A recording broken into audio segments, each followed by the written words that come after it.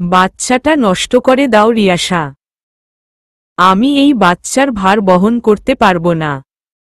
মুক্তি চাইছি আমি। সংসার নামক এই মিথ্যে বেড়াজাল থেকে মুক্তি চাইছি আমি। স্বামী হিসেবে এই মুহূর্তে আমি তোমাকেও মুক্তি দিতে চাইছি। কালই তুমি হসপিটালে গিয়ে বাচ্চাটা অ্যাবর্শন করে আসবে রিয়াসা। It's my order.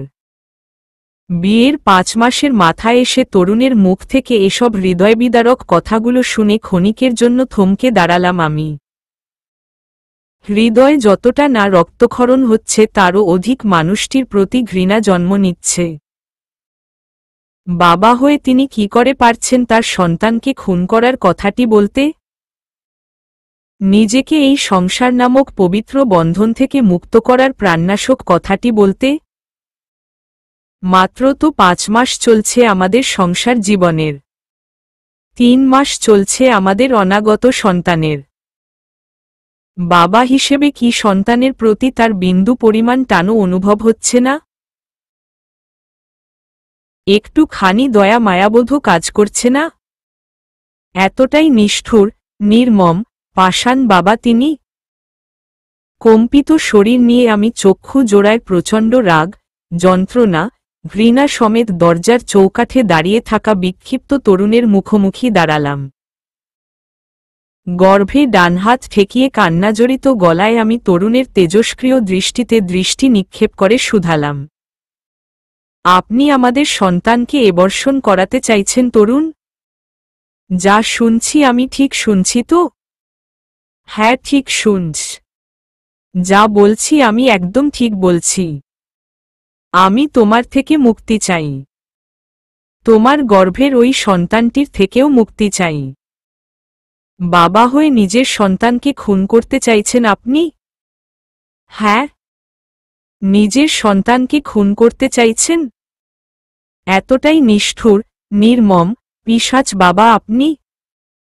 কথাটি বলার সময় কি আপনার পিত্ররী হৃদয় একবারের জন্যেও কেঁপে ওঠেনি তরুণ? সামান্য সাংসারিক কথা কাটাকাটি থেকে আপনি এত বড় সিদ্ধান্তটি নিতে পারলেন? আমাকে মুক্ত করার কথাটি বলতে পারলেন? মুহূর্তের মধ্যেই তরুণ নিয়ন্ত্রণাধীন হয়ে উঠলেন। আমার দিকে তেড়ে এসে চোয়াল শক্ত করে জবাবে বললেন, হ্যাঁ পারলাম। সিদ্ধান্তটি আমি নিতে পারলাম। কারণ এই বাচ্চাটিকে আমি চাই না। এই বাচ্চার কারণে সমাজে আমাদের দুর্নাম হতে পারে। তাই সময় থাকতে বাচ্চাটিকে অ্যাবর্শন করাতে চাইছি আমি। সমাজে আমার মা বাবার মান সম্মান অক্ষুণ্ণ রাখতে চাইছি। এসব আপনি কি বলছেন তরুণ? কিসের দুর্নামের কথা বলছেন আপনি? আমি তো আপনার কথার আগা মাথায় কিছুই বুঝতে পারছি না তরুণ। প্লিজ যা বলার ক্লিয়ারলি বলুন। তুমি কিছু বুঝতে পারছো না, না? তুমি বুঝতে পারছো না বিয়ের পর আমাদের মধ্যে কোনো শারীরিক সম্পর্ক হয়নি? বাচ্চাটিও আমার নয়। এই বাচ্চা হলো তোমার পাপের ফল। মুহূর্তের মধ্যেই দুনিয়া অন্ধকার হয়ে এলো আমার। শরীর বেয়ে দরদরিয়ে ঘাম গড়াতে শুরু করল। সামনে দাঁড়িয়ে থাকা মানুষটিকে মৃত্যু নামক যন্ত্রণার মতোই অধিক যন্ত্রণাতুর মনে হতে লাগল। ভুল জায়গায় ভুল কথাটি শুনে কিছু মুহূর্তের জন্য নিজেকে দ্বিখণ্ডিত মনে হচ্ছিল। পাল্লা দিয়ে শ্বাস নিঃশ্বাস ভারী হয়ে উঠতেই আমি দাঁতে দাঁত চেপে তরুণের দিকে প্রশ্ন ছুড়ে বললাম, নিজের প্রাক্তন প্রেমিকাকে ফিরে পাওয়ার জন্য আপনি আমার বদনাম করতে চাইছেন তাই না তরুণ? আমাকে এবং আমার অনাগত সন্তানকে একসাথে মেরে ফেলার প্ল্যানিং করছেন আপনি? কি মনে করেছেন আপনি হুম? কিছু জানি না আমি? কিছু বুঝি না? এতটাই নির্বোধ, বোকা আমি? বড় আপুর ননদের সাথে যে আপনার প্রেমের সম্পর্ক ছিল বা এখনো চলছে তার খবর রাখি না আমি?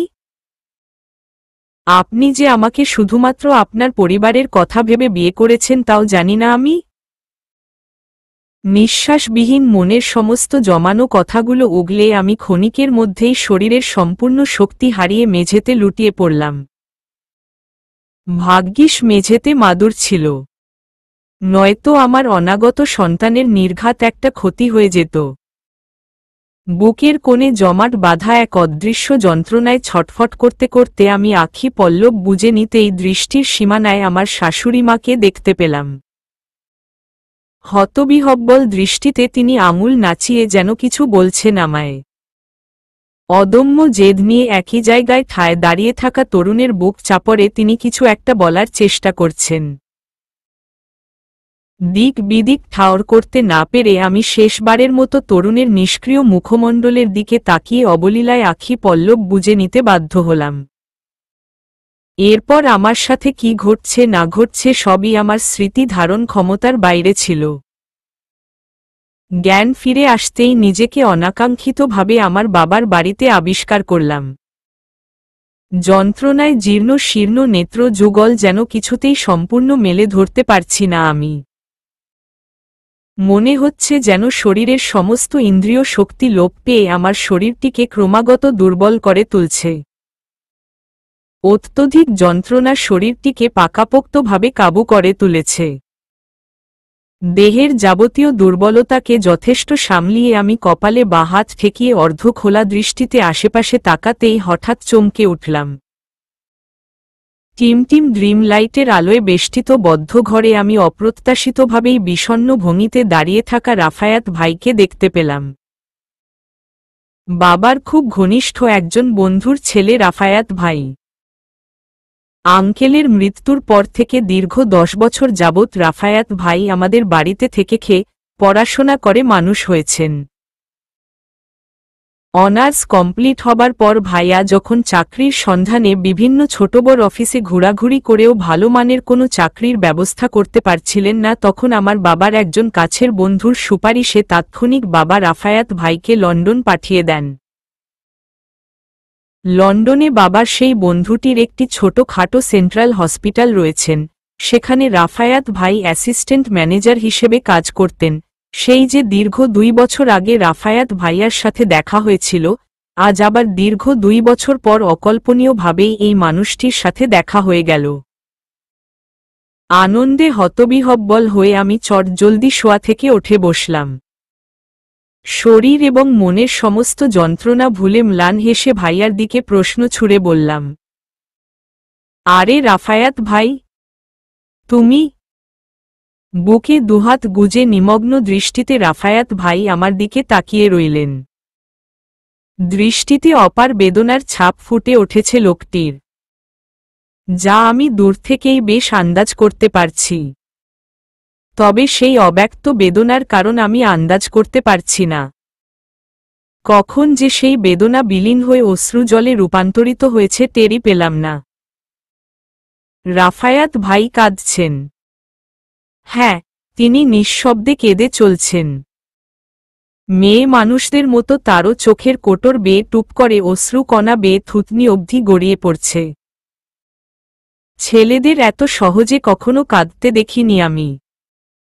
উৎসাহী মন যেন ক্রমাগত উচাটন হয়ে উঠল। লোকটির কান্নার কারণ জানতে চাইল। অতি আশ্চর্যিত হয়ে আমি নিরলস দৃষ্টিতে লোকটির দিকে তাকিয়ে গলা খাকিয়ে বললাম, কি হয়েছে রাফায়াত ভাই, তুমি কাঁদছ কেন?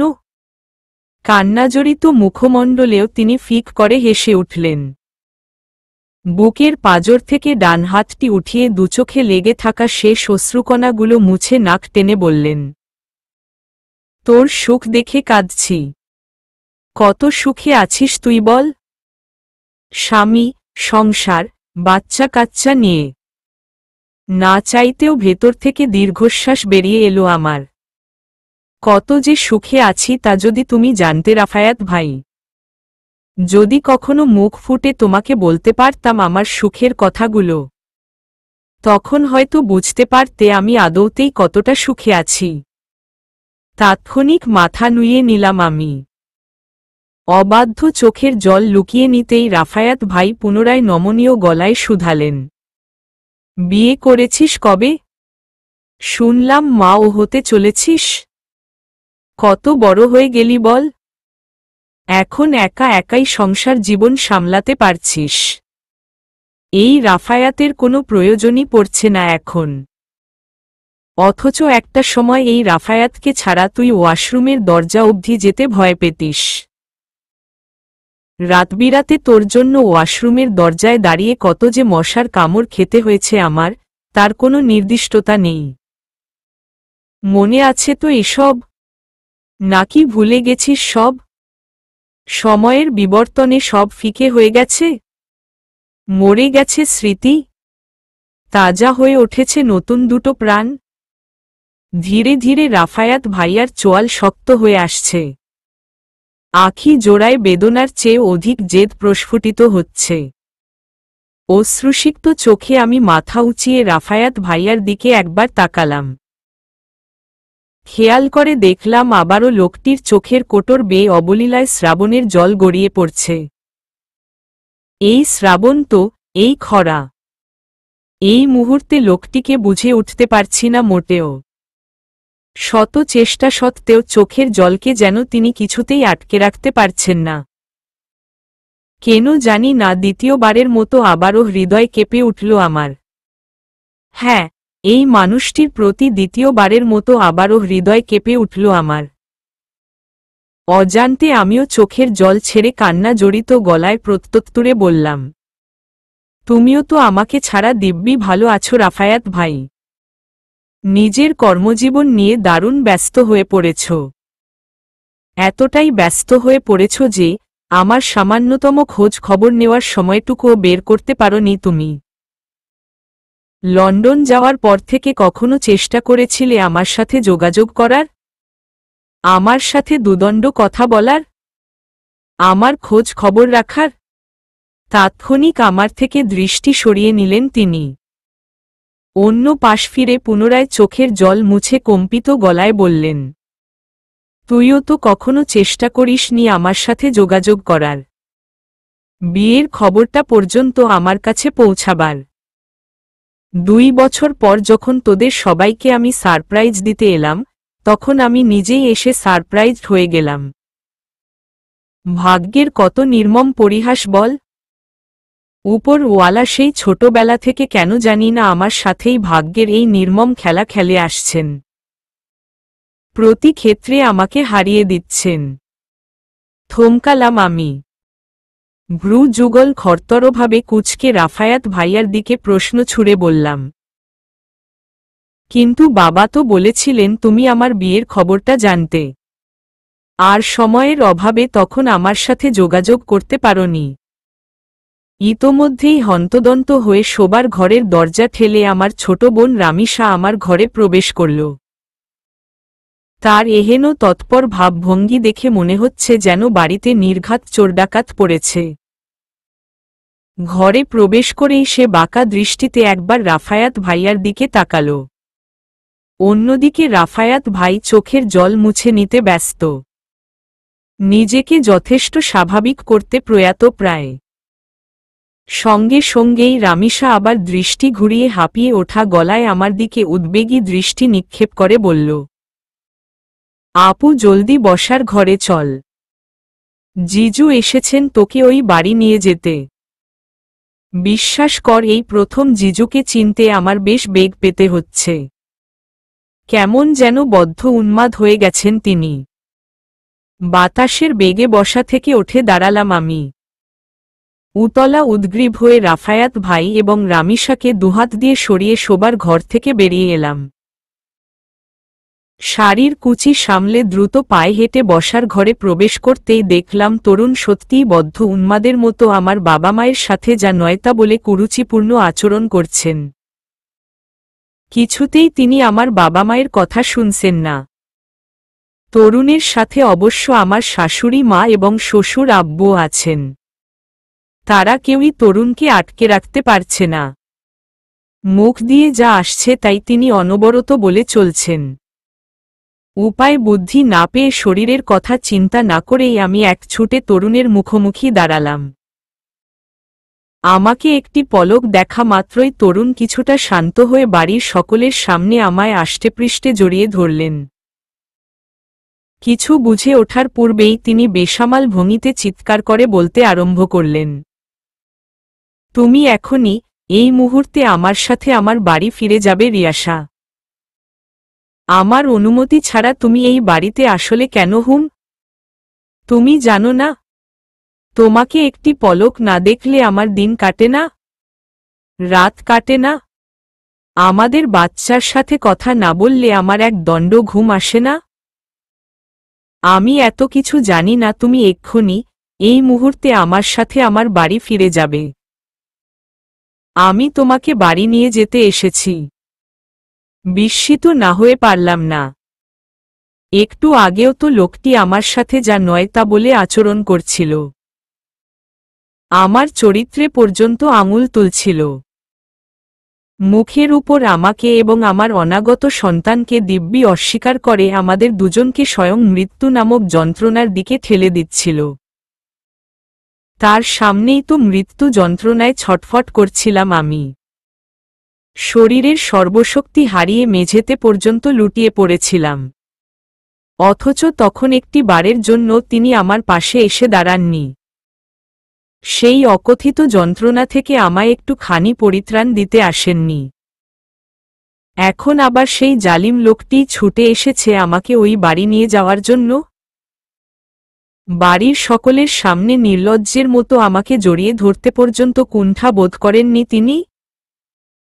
আবার জোর গলায় বলছেন আমাকে ছাড়া তার দিন কাটে না, রাত কাটে না। বাচ্চার সাথে কথা না বললে তার ঘুম আসে না। এই তরুণকে তো আমি মোটেও চিনতে পারছি না। সম্পূর্ণ অপরিচিত লাগছে লোকটিকে। আচ্ছা, তিনি আমার সাথে আবার ছলনা করছেন না তো? আমাকে মিথ্যে আশ্বাস দিয়ে আমার বিশ্বাস অর্জন করে আমাকে আবার ওই বাড়ি নিয়ে গিয়ে অকথিত নির্যাতন করতে চাইছেন না তো? তখন তো রাগ, জেদ, ঘৃণায় বড় আপুর ননদের বিষয়টি আমি মুখ ফসকে বলে ফেলেছিলাম। তারই রিভেঞ্জ নেওয়ার জন্য পরিকল্পিতভাবে এসব করছেন না তো তিনি? ভয়ে দেহের লোমকূপ দাঁড়িয়ে গেল আমার। লোকটিকে ক্রমাগত আতঙ্কের কারণ হিসেবে মনে হতে লাগল। তাছাড়া এর মধ্যে একটি প্রশ্ন রয়েই গেল, আমি কখন এই বাড়িতে এলাম? আর কিভাবেই বা এলাম? কে নিয়ে এলো আমাকে এই বাড়িতে? যতদূর মনে আছে, জ্ঞান হারানোর আগ পর্যন্ত তো আমি ওই বাড়িতে ছিলাম। এসব জল্পনা কল্পনার মাঝেই আমার বাবার তেজি কণ্ঠস্বর আমার কর্ণকুহরে অতি রুক্ষভাবে প্রতিধ্বনিত হল। গলায় গাম্ভীর্যতা এনে তিনি তরুণকে স্পষ্ট ভাষায় বললেন, তুমি এখন বাড়ি ফিরে যাও তরুণ। রিয়াসা কিছুদিন আমাদের সাথে এই বাড়িতে থাকতে এসেছে। যখন তার মন ঠিক হয়ে যাবে তখন আমি নিজেই রিয়াসাকে তোমাদের বাড়ি গিয়ে পৌঁছে দিয়ে আসব। মুহূর্তের মধ্যেই রাগে ফোঁস করে উঠলেন তরুণ। তড়িৎ বেগে আমাকে বুকের পাঁজর থেকে উঠিয়ে বাবার মুখোমুখি দাঁড়ালেন। ঘাড়ের রগ টান টান করে তিনি হিংস্রাত্মক গলায় বাবার দিকে প্রশ্ন ছুড়ে বললেন, আমাদের মাঝখানে আপনি কথা বলছেন কেন হুম? আমাদের মাঝখানে আপনি কথা বলার কে? তাছাড়া আপনি আমার অনুমতি ছাড়া আমার ওয়াইফকে ওই বাড়ি থেকে নিয়ে এলেন কেন? কে দিয়েছে আপনাকে এত বড় সাহস, এত বড় অধিকার? উপস্থিত সবাই আশ্চর্যিত হয়ে তরুণের দিকে তাকিয়ে আছে। বাবা থতমত খেয়ে চক্ষু জোড়া প্রকাণ্ড করে নির্বোধ দৃষ্টিতে তরুণের দিকে চেয়ে আছে। তার ব্যবহার দেখে সবাই হয়তো এতক্ষণে তাকে বেয়াদব ভাবতে শুরু করেছে। তরুণের ব্যবহারে বিশেষ করে আমি খুব বেশি আশ্চর্যিত। এর আগে কখনো তরুণকে আমি এভাবে বেয়াদবের মতো আচরণ করতে দেখিনি। কারো সাথে গলা উঁচিয়ে কথা বলতে দেখিনি। আমার সাথেও কখনো খারাপ আচরণ করেনি সে। সবসময় ভালোবেসে আচরণ করেছে। প্রয়োজনে যতটুকু সম্ভব পাশে থেকেছে। জানি না হঠাৎ কি হলো তার। রাতারাতি এত কঠোরভাবে কিভাবে সে পাল্টে গেল? যদিও বড় আপুর ননদের সাথে তার কিছু একটা সম্পর্ক আমি আন্দাজ করতে পারি, তবে এর খারাপ প্রভাব কখনো আমার উপর পড়েনি। যদিও জানি না তাদের সম্পর্কটা আদৌতে একতরফা নাকি দুতরফা। আন্দাজের বসে আমি একটু বেশিই ভেবে ফেলছি না তো? তবে এসবের মধ্যে একটা জিনিস ক্লিয়ার হয়ে গেল, আমার বাবাই আমাকে ওই বাড়ি থেকে এই বাড়ি নিয়ে এসেছিলেন। হয়তো শাশুড়িমা কল করে বলেছিলেন তাই। তরুণের রাগের পরিমাণ বেগতিক বাড়তে লাগল। রাগে এক প্রকার বিষধর সাপের মতো গঙিয়ে উঠছে সে। বাবাও এবার রাগে ফোঁস করে উঠলেন। দাঁতে দাঁত চেপে রুর গলায় তরুণকে কিছু বলার পূর্বেই আমার শ্বশুর বাবা তরুণের বুকে হাত রেখে কান্নাজড়িত গলায় বললেন, শান্ত হ তরুণ, প্লিজ শান্ত হ। বড়দের সাথে এভাবে আচরণ করতে নেই বাবা। তোর শ্বশুর বাবা তো বলেছেন কিছুদিন পর তিনি নিজেই রিয়াসাকে আমাদের বাড়িতে রেখে আসবেন। বিশ্বাস কর, তোকে ছেড়ে রিয়াসা কোথাও যাবে না। এইবার অন্তত রিয়াসা তোকে ছেড়ে কোথাও যাবে না। প্লিজ বাবা শান্ত হ তুই, প্লিজ। তরুণ এখনো তার জেদে অনড়। তার বর্তমান এক রোখা ভাবভঙ্গি দেখে মনে হচ্ছে না শ্বশুর বাবার কথা সে আদৌতে কানে তুলেছে বলে। হুট করেই শ্বশুর বাবাকে ডিঙিয়ে তিনি পুনরায় আমার মুখোমুখি দাঁড়ালেন। রক্তিম আঁখি জোড়ায় আকস্মিক আমার হাত দুখানা চেপে ধরে মিনতির স্বরে বললেন, তুমি আমাকে ছেড়ে কোথাও যেও না রিয়াসা, প্লিজ কোথায় যেও না। খুব ভালোবাসি আমি তোমাকে। শুধু তাই নয়, আমাদের বাচ্চাকেও আমি ভীষণ ভালোবাসি। তোমাদের দুজনকে ছাড়া আমি অচল প্রায়। প্লিজ তুমি আমার সাথে এবার বাড়ি ফিরে চল। তোমাদের দুজনকে ছাড়া আমার এক মুহূর্ত ভালো লাগে না রিয়াসা। দম বন্ধ লাগে, মরে যেতে ইচ্ছে করে। রাগটা যেন চট করে মাথায় চড়ে বসল আমার। নিয়ন্ত্রণাধীন হয়ে আমি রাগান্বিত মুখমণ্ডলে চোয়াল শক্ত করে প্রত্যুত্তরে তরুণকে বললাম, নাটক করতে এসেছ তুমি আমার সাথে না? নাটক করতে এসেছ? একটু আগেই তো আমাকে এবং আমার অনাগত সন্তানকে মেরে ফেলার প্ল্যানিং করছিলে তুমি। এখন আবার ভালো স্বামী সাজার অভিনয় করতে এসেছ? আমাকে এবং আমার পরিবারকে বোকা বানাতে এসেছ? কিতক্ষণের মধ্যেই তরুণ চমকে উঠলেন। তাৎক্ষণিক তিনি মুখমণ্ডলে নির্বোধ ছাপ ফুটিয়ে তুললেন। ভ্রু যুগল অবিলম্বে কুঁচকে তিনি আমার দিকে প্রশ্ন ছুড়ে বললেন, কি বললে তুমি? আমি তোমাদের মেরে ফেলার প্ল্যানিং করছিলাম? হ্যাঁ করছিলেন। আপনার চোখের সামনে আমি মেঝেতে পড়ে যন্ত্রণায় ছটফট করছিলাম। ফিরেও তাকাননি আপনি। পাশে দাঁড়ানোর প্রয়োজনও বোধ করেননি তখন। উল্টো আমার চরিত্রে আঙুল তুলেছিলেন আপনি। আমাদের সন্তানকে নষ্ট করতে চাইছিলেন। আমার থেকে মুক্তি চাইছিলেন। সঙ্গে সঙ্গেই তরুণ আমার হাতের শক্ত বাঁধনটি ছেড়ে দিলেন। দু চোখে টলমল জল নিয়ে তিনি নিচু গলায় আমার দিকে প্রশ্ন ছুড়ে বললেন, আমি সত্যিই এসব বলেছিলাম তোমাকে? চোখের সামনে তোমাকে মৃত্যুর দিকে ঠেলে দিচ্ছিলাম? তোমার থেকে মুক্তি চাইছিলাম? বাচ্চাকেও নষ্ট করতে চাইছিলাম? হেঁচকি তুলে কেঁদে আমি চিৎকার করে বললাম, হ্যাঁ চাইছিলেন। আমাদের দুজনকেই প্রাণে মেরে ফেলতে চাইছিলেন আপনি। এর কারণও আমার জানা আছে। বড় আপুর ননদের সাথে যে আপনার প্রেমের সম্পর্ক আছে তাই আপনি আমাকে এবং আমার সন্তানকে মেরে ফেলতে চাইছিলেন। এখন আবার এসেছেন আমাকে ওই বাড়ি নিয়ে গিয়ে আমার সাথে দ্বিগুণ অত্যাচার করতে? আপনার নষ্টামির কাহিনী ধামা চাপা দিতে? যদি আমার সন্দেহই ঠিক হয়ে থাকে তবে শুনে রাখুন তরুণ, আমি কিছুতেই আপনার সাথে কোথাও যাব না। আপনার বাড়িতে তো ভুলেও না। তেলে বেগুনে জ্বলে উঠলেন তরুণ। চোখের কোণে লেগে থাকা অশ্রুকণাগুলো মুছে তিনি পুনরায় আমার বাঁ হাতটি শক্ত করে ধরে আমাকে নিয়ে সদর দরজার দিকে এগিয়ে চলছেন আর তেজি গলায় বলছেন, আমি জানি রাগ করলে তোমার মাথা ঠিক থাকে না।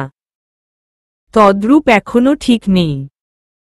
তাই তুমি এত সহজে আমাকে যা তা বলতে পারছ। আমার সাথে বাড়ি ফিরে গেলেই তোমার মাথা ঠান্ডা হয়ে যাবে রিয়াসা। তখন আমার সম্পর্কে আর যা তা কথা বলতে পারবে না তুমি।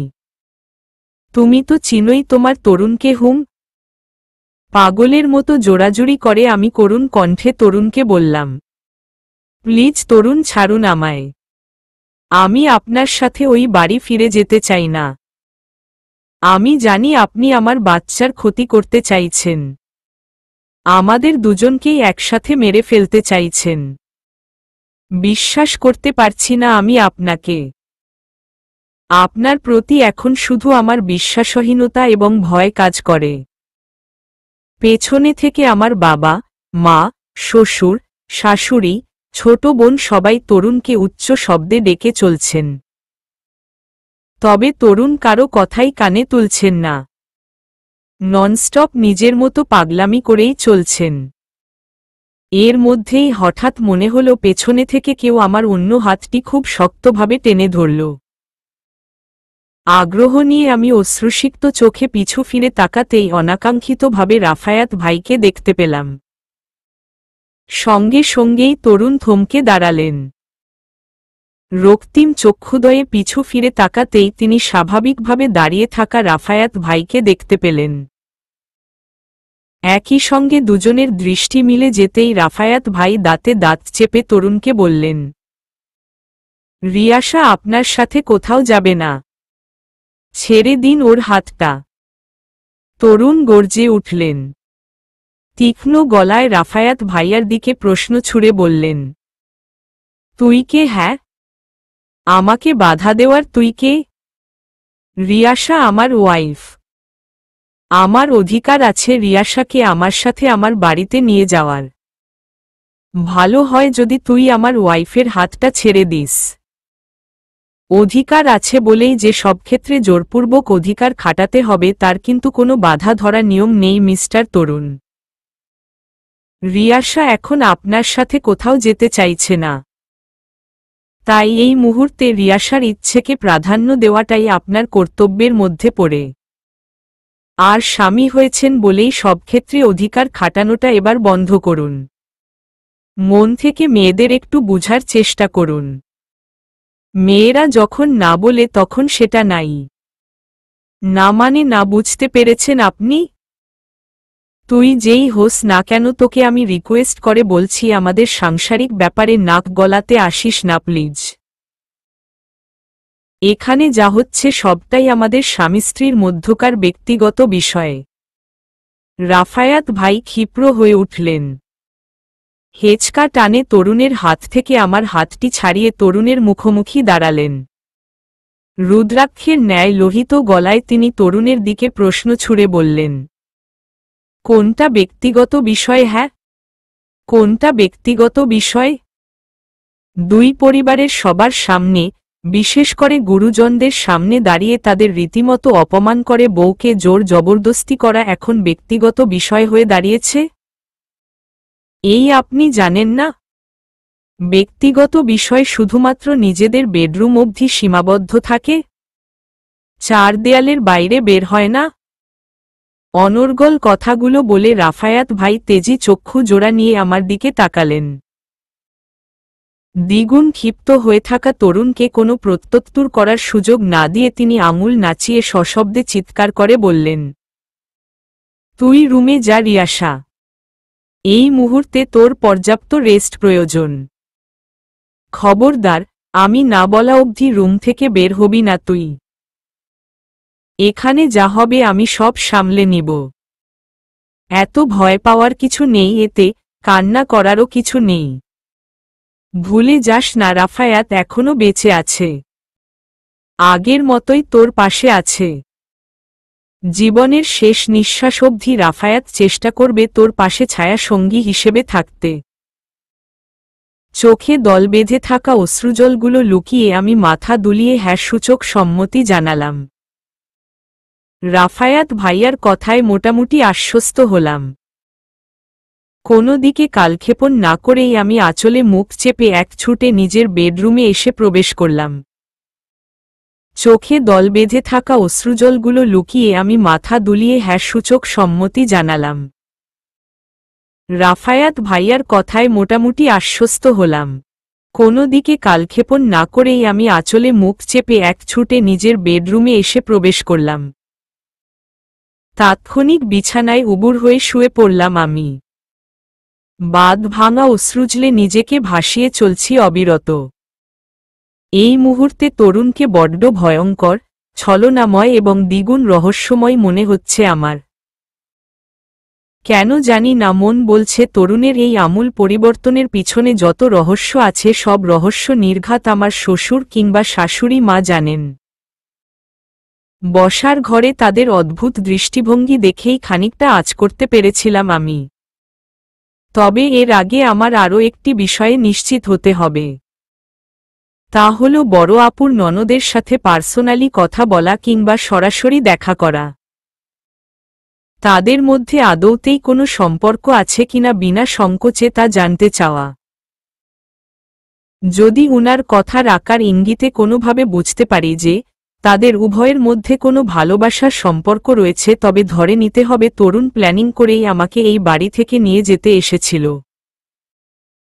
সঠিক জায়গায় সত্য কথাটি বলার অপরাধে আমাকে শারীরিক এবং মানসিকভাবে নির্যাতন করার জন্য। শরীর ক্রমাগত নিস্তেজ হয়ে আসছিল আমার। অতিরিক্ত কান্নার প্রভাবে আখিজোড়া জ্বালা পোড়া করতে শুরু করল। গলা শুকিয়ে শুকনো কাঠে পরিণত হল। ক্ষুধা মন্দা বৃদ্ধি পেয়ে শরীরটিকে অত্যধিক দুর্বল করে তুলছিল। সব মিলিয়ে অবস্থা আমার শোচনীয়। এই মুহূর্তে নিজের জন্য চিন্তা না করলেও আমার অনাগত বাচ্চার জন্য খুব চিন্তা হচ্ছে। নিজেকে অভুক্ত রাখা মানে তো আমার বাচ্চাটিকেও অভুক্ত রাখা।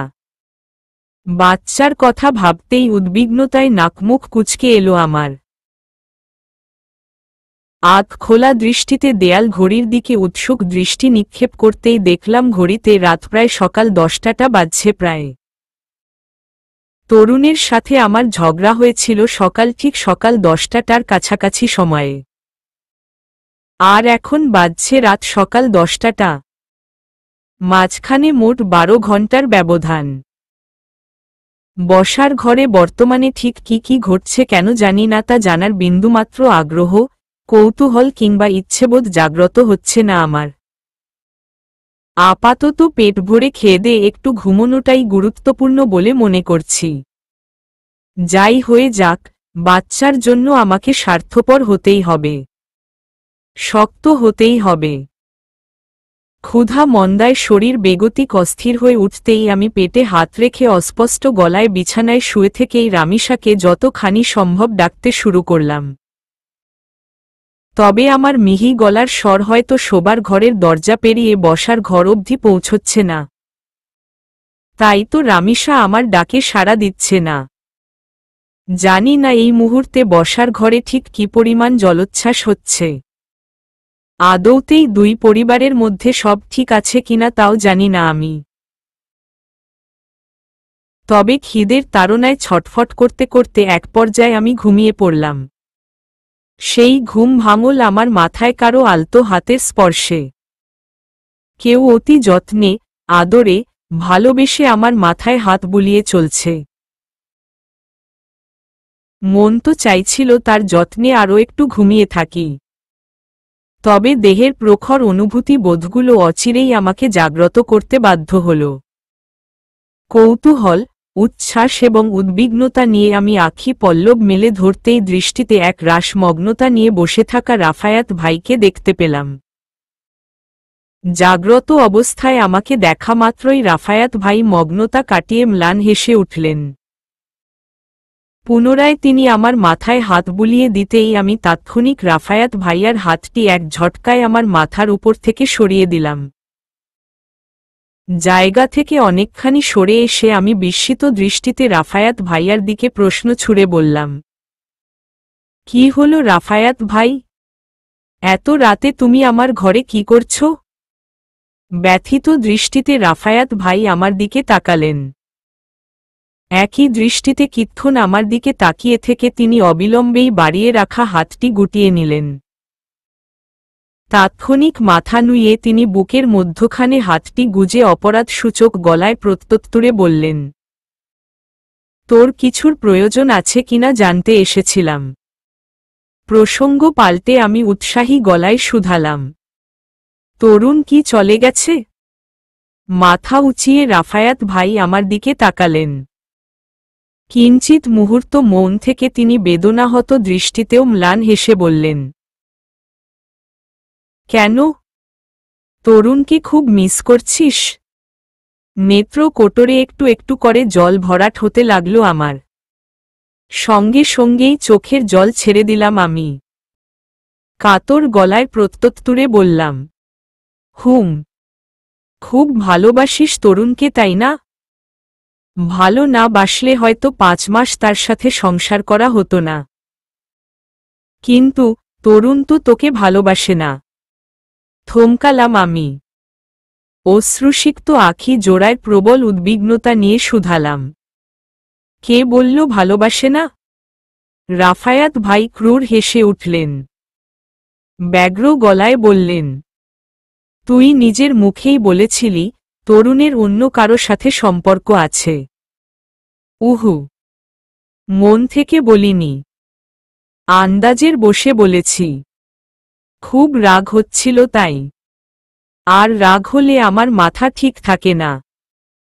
মুহূর্তের মধ্যেই রাফায়াত ভাইয়ার ঠোঁটের কোণে লেগে থাকা সেই বাঁকা হাসি কোথায় যেন মিলিয়ে গেল। অচিরেই চোয়াল শক্ত হয়ে উঠল। দাঁতে দাঁত চেপে তিনি আমার দিকে প্রশ্ন ছুড়ে বললেন, আন্দাজের বসে তরুণকে এভাবে ব্লেম করার মানে কি ছিল রিয়াসা? তুই জানিস তোর একটু খামখেয়ালিপনার জন্য তরুণ কতটা কষ্ট পেয়েছে? ডুকরে কেঁদে উঠলাম আমি। অস্পষ্ট গলায় বলতে আরম্ভ করলাম, আমিও তো কম কষ্ট পাইনি রাফায়াত ভাই। সকালেই তো তরুণ আমায় যা নয় তা বলে অপমান করল। আমাকে এবং সন্তানকে মেরে ফেলার কথা পর্যন্ত বলছিল। গায়ে হাত তোলাই শুধু বাকি ছিল। সেই জায়গায় দাঁড়িয়ে আমি কিভাবে পারতাম তার সাথে ভালো ব্যবহার করতে, নিজেকে ঠিক রাখতে, মনকে স্থির রাখতে? রাফায়াত ভাই তব্ধ শ্বাস ছাড়লেন। তেজি দৃষ্টিতে মৌনতা এনে নমনীয় গলায় আমার দিকে প্রশ্ন ছুড়ে বললেন, তাহলে এখন মিস করছিস কেন তাকে? কেন তার জন্য কাঁদছিস? মনকে স্থির করতে পারছিস না? আমাকে প্রত্যুত্তর করার কোনো সুযোগ না দিয়ে তিনি বসা থেকে হঠাৎ উঠে দাঁড়ালেন। ব্যস্ত ভঙ্গিতে প্যান্টের পকেট থেকে উনার ব্যবহার করা সেলফোনটি আমার হাতে তুলে দিয়ে বললেন, ধর, তরুণের সাথে কথা বলে নে। দেখবি মন শান্ত হয়ে গেছে। দ্রুত বেগে শোয়া থেকে উঠে বসলাম আমি। মৃদু হেসে রাফায়াত ভাইয়ার হাত থেকে ফোনটি হাতে তুলে নিলাম। দ্বিগুণ উৎসাহিত হয়ে আমি তরুণের নাম্বারে ডায়াল করতেই রাফায়াত ভাই কেমন যেন গলা জড়ানো স্বরে শুধালেন, খুব বেশি খুশি হয় না যখন প্রিয় মানুষটির সাথে যোগাযোগ করার সুযোগ হয়ে ওঠে? স্ক্রিন থেকে দৃষ্টি উঠিয়ে আমি তাৎক্ষণিক রাফায়াত ভাইয়ার ব্যথিত দৃষ্টিতে দৃষ্টি মিলালাম। কোনো দিকে কালক্ষেপণ না করেই আমি উচ্ছ্বাসিত গলায় বললাম, হুম, খুব খুশি হয়। বিমূর্ষ দৃষ্টিতে রাফায়াত ভাই আমার দিকে তাকালেন। অতঃপর নাক টেনে ভগ্ন গলায় বললেন, কিন্তু আমার ভাগ্যে এই খুশিটা কখনো জুটেনি জানিস? আমার মনে বাস করা প্রিয় মানুষটি কখনো আমার মনের খবর জানতেই পারেনি, কখনো উপলব্ধি করতে পারেনি আমাকে একটু খানি বুঝার অপেক্ষায় চাতক পাখির মতো কত বছরের পর বছর অবলীলায় কাটিয়ে দিয়েছি আমি। তাকে একটি নজর দেখার প্রতীক্ষায় প্রেম পিপাসু আঁখি জোড়া কত শত রজনী যে চেয়ে চেয়ে কাটিয়ে দিয়েছে সে কখনো জানতেই পারবে না। তাকে নিয়ে স্বপ্নপুরীতে যে বিশাল রাজ্য গড়েছিলাম আমি।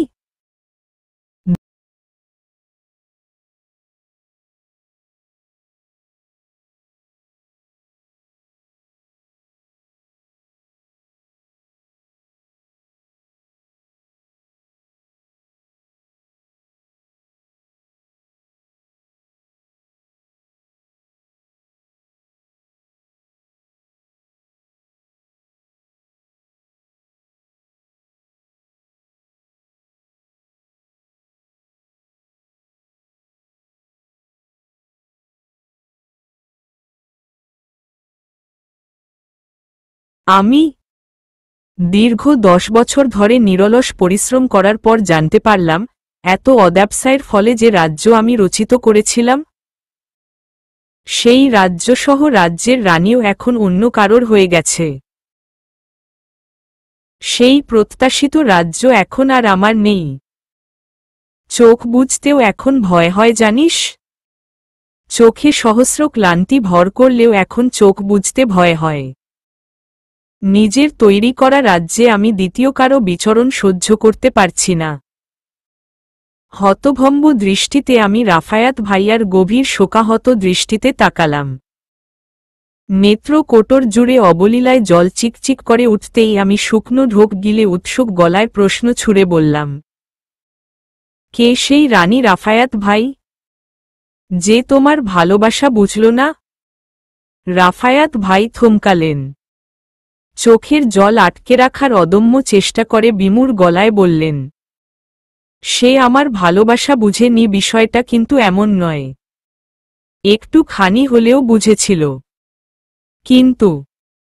কিন্তু কি রাফায়াত ভাই?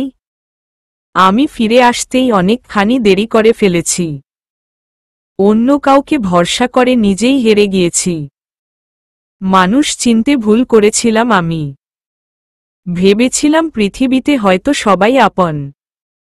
তাৎক্ষণিক রাফায়াত ভাই পিছু ঘুরে দাঁড়ালেন। নেত্র কোটরে জমে থাকা বিন্দু বিন্দু অশ্রুকণাগুলোকে দুহাত দ্বারা মুছে তিনি নির্লিপ্ততা গলায় বললেন, তরুণের সাথে কথা বল তুই। আমি তোর জন্য খাবার নিয়ে আসছি। প্রত্যুত্তর করার সুযোগ দিলেন না তিনি। হন্তদন্ত হয়ে ঘরে থেকে প্রস্থান নিলেন। নির্লিপ্ততা নির্বিকার দৃষ্টিতে কিছুক্ষণ লোকটির যাওয়ার পথে তাকিয়ে রইলাম আমি। কে সেই রানী, কাকে ভরসা করে রাফায়াত ভাই ঠকেছেন, বিষয়গুলো যেন আমার কাছে ধাঁধার মতো মনে হচ্ছিল, যার উত্তর হয়তো আমাকে নিজেই খুঁজে বের করতে হবে। আপাতত বিষয়টি মাথা থেকে ঝেড়ে আমি পুনরায় ফোনের স্ক্রিনের দিকে দৃষ্টি বুলালাম।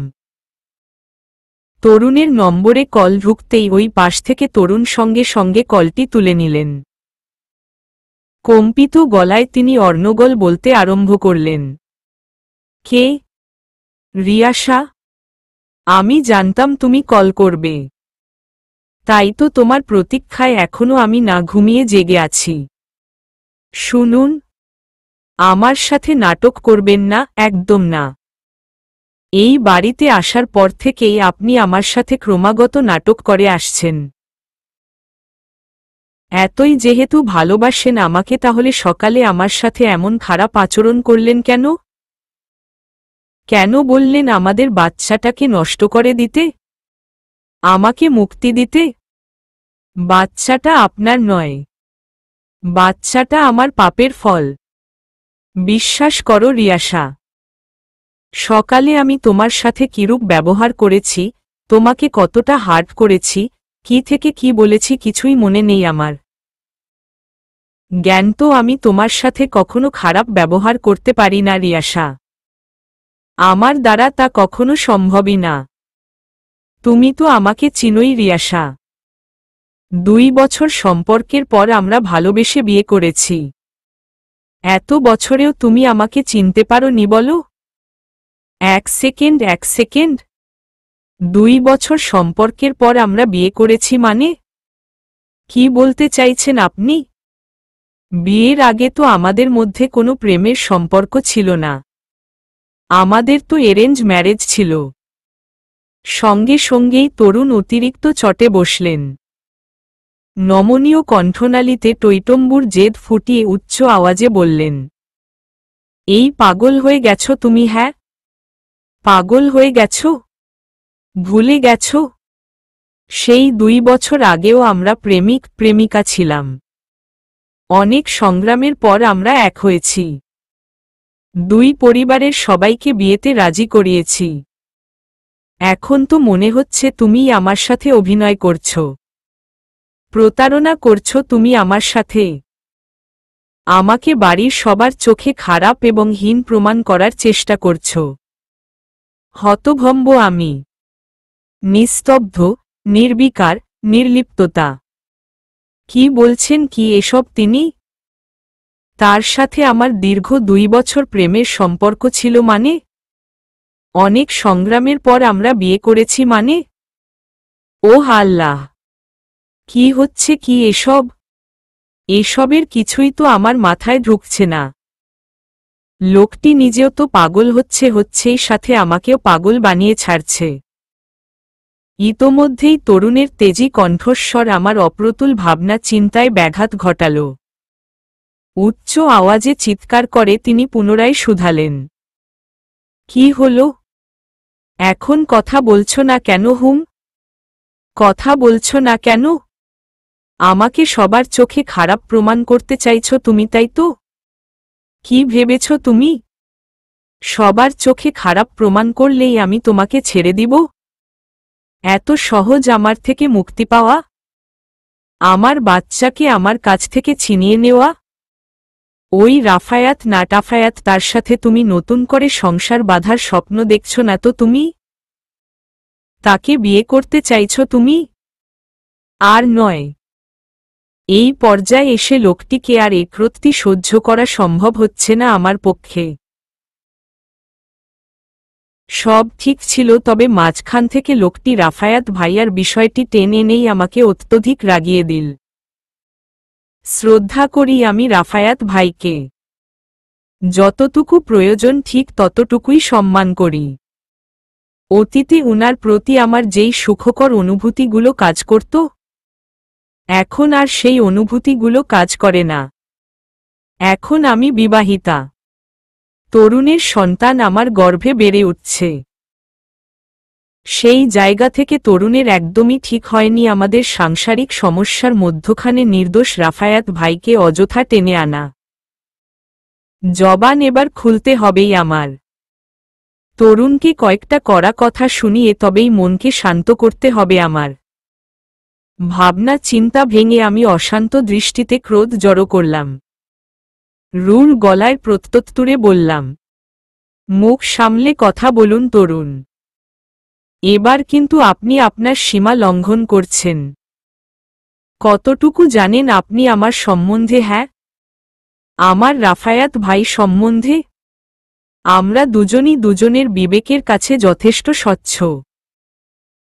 আমাদের মধ্যে এমন কোনো রসালো সম্পর্ক তৈরি হয়ে ওঠেনি যে আপনি আমাদের মাঝখানে অকারণে রাফায়াত ভাইকে টেনে হেছড়ে আনবেন। এখন আমি বলতে বাধ্য হচ্ছি যে আপনার কুরুচিপূর্ণ ব্যবহারের জন্যই রাফায়াত ভাই বাধ্য হয়েছিলেন আপনার সাথে রূঢ় আচরণ করতে, গলা উঁচিয়ে আপনার সাথে কথা বলতে। আপনি নিজের দোষেই নিজের সম্মান হারিয়েছেন। বাড়ির সকলের সামনে আপনার নিজ মন মানসিকতার জন্যই আপনি সকলের চোখে খারাপ হয়েছেন। স্বার্থে আঘাত লেগেছে বলেই এখন আপনি আমার রাফায়াত ভাই সম্বন্ধে যা নয় তাই বলছেন। আপনার সাথে ছলনার আশ্রয় নেওয়া তো দূর, আপনার সাথে এখন সংসার করাই আমার পক্ষে অসম্ভব হয়ে দাঁড়িয়েছে। পাগল হয়ে গেছেন আপনি, বুঝেছেন?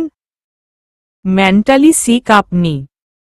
রাগে ফোঁস করে উঠলেন তরুণ, ঠিক বিষধর জংলি সাপেদের ন্যায়। আমার কথা সম্পূর্ণ শেষ হতেই তরুণ হিংস্র বাঘের ন্যায় আর্তনাদ করে কিছু বলার পূর্বেই আমি ঠাস করে কলটি কেটে দিলাম।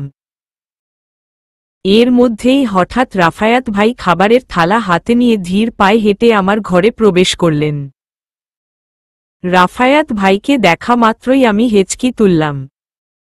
বিছানার চাদর খামচে ধরে ডুকরে কেঁদে বললাম, তরুণ পাগল হয়ে গেছে রাফায়াত ভাই। আমার মন বলছে তরুণ পাগল হয়ে গেছে, তাই যা তা ব্যবহার করছে আমার সাথে। আগে কখনো তরুণ আমার সাথে এমন খারাপ ব্যবহার করেনি রাফায়াত ভাই। তরুণ সত্যিই পাগল হয়ে গেছে। মুহূর্তের মধ্যেই উদ্বিগ্ন হয়ে উঠলেন রাফায়াত ভাই। ব্যতিব্যস্ত ভঙ্গিতে তিনি খাবারের থালাটি ডেস্কের উপর রেখে তড়িৎ বেগে আমার পাশে এসে বসলেন। অস্থির চক্ষু জোড়ায় তিনি অপার শঙ্কা নিয়ে ভগ্ন গলায় শুধালেন, কি হয়েছে? তরুণ আবারও তোর সাথে খারাপ ব্যবহার করেছে? হেঁচকি তুলে কেঁদে উঠলাম আমি। মাথা নুয়ে কান্নাজড়িত গলায় বললাম, হ্যাঁ রাফায়াত ভাই, তরুণ আবারও আমার সাথে খারাপ ব্যবহার করেছে। আবারও নিজের নীচ মনমানসিকতার পরিচয় দিচ্ছে। যা নয় তা বলেই চলছে। আর সহ্য হচ্ছে না এসব আমার। তিতা তিক্ত হয়ে উঠেছি। রাফায়াত ভাই দ্বিগুণ চিন্তিত হয়ে উঠলেন। আমার মুখের দিকে খানিক ঝুঁকে এসে তিনি সান্ত্বনা সূচক গলায় বললেন, শান্ত হ তুই, প্লিজ শান্ত হ। এভাবে কান্নাকাটি করলে সমস্যা কখনো সমাধান হবে না। আই থিংক তরুণ মানসিকভাবে কোনো কারণে পেরেশানিতে ভুগছে। অফিসের কাজকর্ম নিয়ে হয়তো ফ্রাস্ট্রেটেড হয়ে আছে। মাঝে মাঝে এমন হয়। মানসিক অবসন্নতায় ভূগোলে এমন বিধ্বস্ত অবস্থা হয়। তুই বিষয়টিকে এত জটিলভাবে না দেখে স্বাভাবিকভাবেও ভেবে নিতে পারিস। কিছুদিন সময় দে নিজেদের। দেখবি সব ঠিক হয়ে গেছে। সংসার জীবনে এমন অনেক টুকটাক মনোমালিন্য হয়েই থাকে। তবে ধৈর্য ধরে সব পরিস্থিতি সামলে নেওয়াই হল প্রকৃত স্বামী স্ত্রীর সম্পর্ক। মাথা উঁচিয়ে আমি নিমগ্ন দৃষ্টিতে রাফায়াত ভাইয়ার দিকে তাকালাম। কান্না থামিয়ে কিছুটা শান্ত হয়ে এলাম। কিন্তু বেশিক্ষণ সেই শান্ত ভাব বজায় রাখতে পারলাম না আমি। পুনরায় ডুকরে কেঁদে শুধালাম, তুমি আমাকে মিথ্যে সান্ত্বনা দিচ্ছে রাফায়াত ভাই? তরুণের পক্ষ নিয়ে কথা বলছ? এখন বুঝি আমি তোমার পর হয়ে গেলাম? তরুণ এত আপন হয়ে গেল? ফিক করে হেসে উঠলেন রাফায়াত ভাই। অশান্ত দৃষ্টি আমার মুহূর্তের মধ্যেই শান্ত হয়ে উঠল। কি অপূর্ব লোকটির হাসি! কেমন যেন স্নিগ্ধময়, মোহময়, নিমগ্নতায় ভরপুর। হাঁ করে পলকহীন দৃষ্টিতে তাকিয়ে থাকার মতো মোহিত। গাল দুটো কেমন যেন দুদিকে নেচে নেচে উঠছে। ভ্রু যুগল কিঞ্চিত প্রসারিত হয়ে উঠছে। লাইটের তীর্যক আলোতে শুভ্র মুখের আদলটি সমগ্র মুখমণ্ডল জুড়ে লাল আভা ছড়াচ্ছে। নিচের ঠোঁটের ঠিক মাঝখানে থাকা কৃষ্ণ রঙের তিলটিও দ্বিগুণ ব্লাশ করে উঠছে। রেশমি চুলগুলো উন্মুক্ত জানালা দিয়ে আসা মাঝরাতের স্নিগ্ধ এবং কোমলমতি বাতাসের প্রভাবে বিশৃঙ্খলভাবে হেলে দুলে উঠছে। দেখতে অমায়িক সৌন্দর্যের অধিকারী লাগছে। দৃষ্টিতে অপার মুগ্ধতা ভর করে উঠতেই আমি তাৎক্ষণিক দৃষ্টি নুয়ে নিলাম। কিছুতেই দ্বিতীয়বারের মতো লোকটির এই মুগ্ধ করা সৌন্দর্যে নিজের দেহ এবং মনকে ভাসিয়ে দেওয়া চলবে না। এখন আমি বিবাহিতা। সম্প্রতি বাচ্চার মা হতে চলেছি। এই চিরন্তন সত্যিগুলোই এখন আমার মাথায় রাখতে হবে। এর বাইরে সব অতীত কিংবা কিছু মুহূর্তের জন্য আকর্ষণীয় সত্যিগুলোকেও আমার তুচ্ছ জ্ঞান করতে হবে। হাসি থামালেন রাফায়াত ভাই। ডেস্কের উপর থেকে খাবারের থালাটি নিঃশব্দে হাতে তুলে নিলেন। তাৎক্ষণিক থালাটি আমার হাতে ধরিয়ে দিয়ে তিনি হাসোজ্জ্বল গলায় বললেন, খাবারটা আগে খেয়ে নে। এরপর না হয় খুব সময় নিয়ে আমার উপর যত অভিযোগ আছে সব এক এক করে বলবি। বিশ্বাস কর, সব মনোযোগ দিয়ে শুনব আমি। একটুও বিরক্তবোধ হব না। খাবারের প্লেটটি হাতে তুলে নিলাম আমি।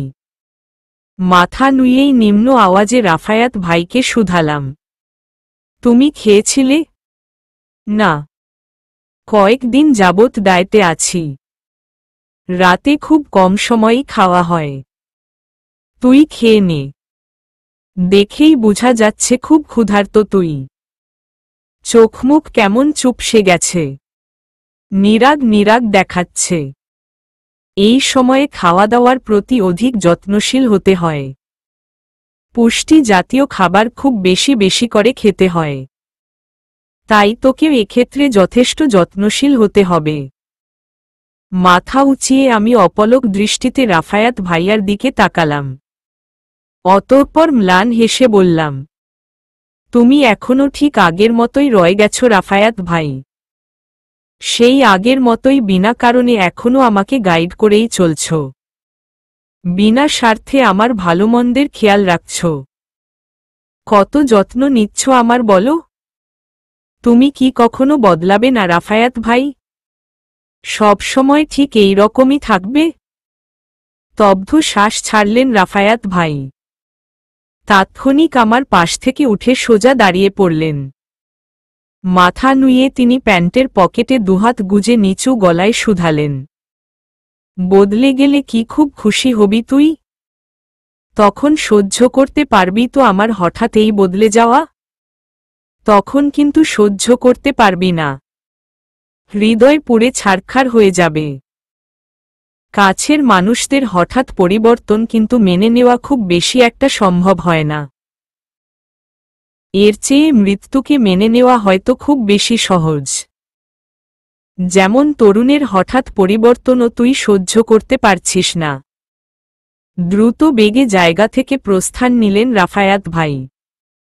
দরজার সন্নিকটে যেতেই তিনি হঠাৎ হাঁটার গতি থামিয়ে দিলেন। মাথাটা খানিক পেছনের দিকে ঘুরিয়ে তিনি অস্ফুটে দৃষ্টিতে আমার দিকে তাকালেন। অতঃপর প্যান্টের পকেট থেকে ডান হাতটি উঠিয়ে তিনি চিবুকের কাছে হাতটি রেখে গলাটা খানিক ঝেড়ে নিলেন। এরপর অস্পষ্ট গলায় আমায় লক্ষ্য করে বললেন, খাবারটা খেয়ে তাড়াতাড়ি ঘুমিয়ে পড়। বেশি রাত অবধি জাগিস না কিন্তু। শরীর দুর্বল হয়ে যেতে পারে। সকালেই আবার আমাদের দেখা হচ্ছে, কথা হচ্ছে। Good night. মাথা নাড়িয়ে হ্যাঁ সূচক সম্মতি জানালাম আমি। খাবারের প্রথম লোকমা মুখে তুলতেই রাফায়াত ভাই তড়িঘড়ি করে ঘর থেকে প্রস্থান নিলেন। গুড নাইট বলার সময়টুকুও দিলেন না আমায়। আসলে খাবার ছেড়ে আমারও রাফায়াত ভাইয়ার দিকে তাকাতে ইচ্ছে করছিল না। আপাতত খুব ক্ষুধার্ত আমি। সম্ভব হলে হয়তো পুরো দুনিয়াটাই এখন এক মুঠোয় খেয়ে নিতাম আমি।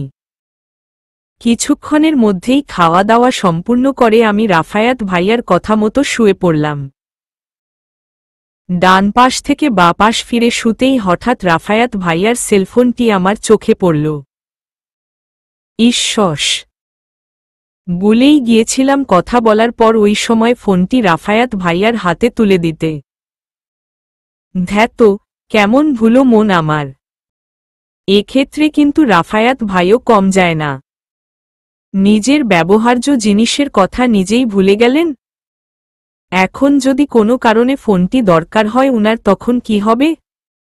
পাগলের মতো হয়তো খুঁজে চলবে ফোনটি। নয়তো মনে পড়লে আবার পাগলের মতো ছুটে আসবে আমার ঘরে। কি যে করে না লোকটা। এসব ভাবতে ভাবতেই ইতোমধ্যে ফোনটি আমি হাতে তুলে নিলাম। কৌতূহলের বশে পাওয়ার বাটন অন করতেই হঠাৎ চমকে উঠলাম। স্ক্রিনের ওয়ালপেপারে আজ থেকে প্রায় ৩ বছর আগের তোলা আমার এবং রাফায়াত ভাইয়ার একটি হাস্যকর সেলফি স্ক্রিন জুড়ে জ্বলজ্বল করছে। একটু আগেও ওয়ালপেপারের দিকে খেয়াল ছিল না আমার। আমি তো তখন ফোনের কল লগ অবধিই সীমাবদ্ধ ছিলাম। এখন হঠাৎ পাওয়ার বাটন অন করতেই ছবিটি চোখে পড়ল। কিন্তু কেন?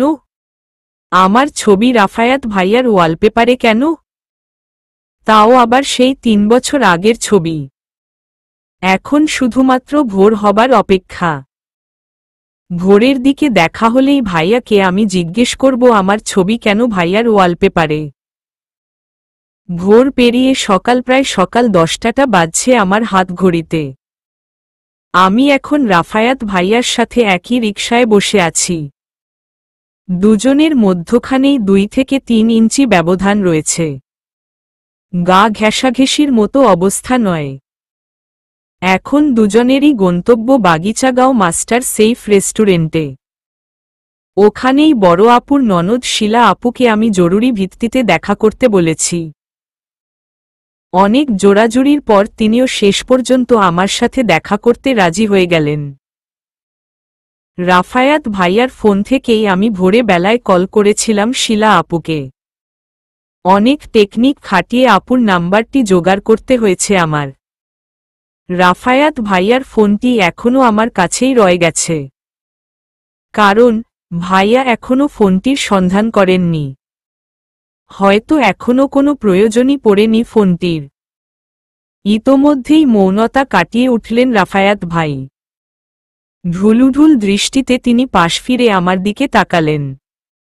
অতঃপর ঘুম জড়ানো গলায় শুধালেন, এই রিয়াসা, কোথায় যাচ্ছি আমরা?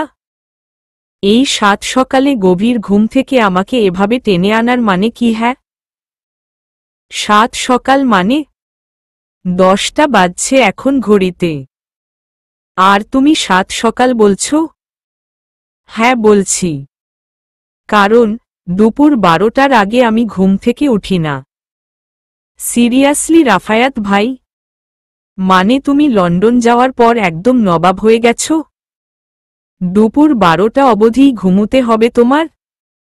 কই, আগে তো সকাল 7টার আগেই ঘুম থেকে না উঠতে পারলে তুমি আমার কান মলে দিতে। আর এখন নিজেই 12টা-1টা অবধি ঘুমাও? কারণ এখন আমার সারা রাত জেগে কাজ করতে হয়। আমার ওয়ার্ক টাইমই হচ্ছে সারা রাত জেগে জেগে কাজ করা। কিন্তু কাল তো তুমি কোনো কাজ করনি, আর সেজন্যই এত বেলা অবধি ঘুমানোর কোনো মানেই হয় না। রাফায়াত ভাই বিরক্ত হয়ে উঠলেন। ডান হাত দ্বারা কপাল ঘষে তিনি নাকমুখ খিচে বললেন, উফ, এখন তো অভ্যেস হয়ে গেছে আমার। কাজ না থাকলেও কালও সারা রাত জেগেই ছিলাম, আর এ কারণেই এখন চোখ টেনে মেলতে পারছি না আমি। বুঝছিস না কেন বলতো? উহু, আমি এত কথা বুঝতে চাই না। আমরা এখন বড় আপুর ননদের সাথে দেখা করতে যাব। তুমি পাশে থাকলে আমার সাহস বাড়বে, কোনো জোরতাও কাজ করবে না। তাই বাধ্য হয়েই তোমাকে ঘুম থেকে এভাবে ধরে বেঁধে নিয়ে আসা। চমকে উঠলেন রাফায়াত ভাই। তাৎক্ষণিক কপাল থেকে হাত সরিয়ে তিনি আশ্চর্যিত দৃষ্টিতে আমার দিকে তাকালেন। লোহিত গলায় শুধিয়ে বললেন, হোয়াট? তুই এখন বড় আপুর ননদের সাথে দেখা করতে যাবি? রীতিমতো অবিশ্বাস করছিস তুই তরুণকে? এই গতকাল রাতে না তোকে বলেছিলাম? তরুণ মানসিকভাবে হয়তো কোনো কারণে ডিস্টার্বড হয়ে আছে, আর এই কারণেই তোর সাথে এবং ওর বাবা মায়ের সাথে, ইনফেক্ট আঙ্কেল আন্টির সাথেও বাজে ব্যবহার করছে। তাছাড়া তরুণের আম্মু তো বলেই গেছেন কয়েকদিনের জন্য তোকে তরুণের থেকে দূরে থাকতে। তরুণের মন মর্জি বা মানসিক সমস্যাগুলো ঠিক হয়ে উঠলেই তারা তোকে ওই বাড়ি নিয়ে যাবেন। কেন নিজে নিজে এত পাকনামো করতে যাস? হ্যাঁ, চলবে।